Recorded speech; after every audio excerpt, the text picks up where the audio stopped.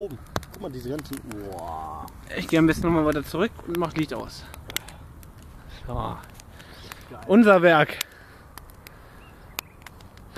Schade, dass keiner Gitarre spielen kann oder so. Wir haben viel geileres als die da Idioten da. Guck mal, sieht man ja kaum auf dem Video. Ganz helles Licht da hinten. Unser Guck mal, Feuer, unseres.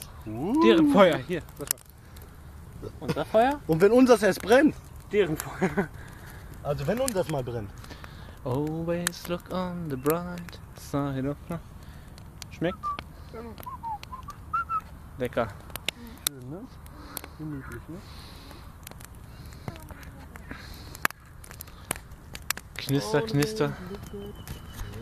Wer braucht schon einen Kamin? Wir haben Lagerfeuer unterm Sternenhimmel. Ja. Mehr oder weniger. Mehr oder weniger, Mensch. Achtung, hier, Glut. Ja? Glut ist gerade Glut auf deiner Hose. Mach nicht. Ich brenne immer. Bis heiß, ne? Ja, ja. Schade, dass die Feuertaufe nicht aufgenommen wurde. Ja? Die mit der Glut. Na, na, na. Was machen die beiden dann da? Na, na, na. Also sowas nennt man also getrennt. Mhm. Offene Beziehung. Na gut, lassen wir sie mal in Ruhe. Ich freue mich schon auf YouTube. Ich habe bis jetzt nur ein Video drin. Also an alle, die dieses Video gerade bei YouTube schauen, herzlich willkommen und naja, falls ihr noch nicht weggeschaltet habt. Länger am Anfang. Für die Kuschelstimmung hier ein schönes Lagerfeuer.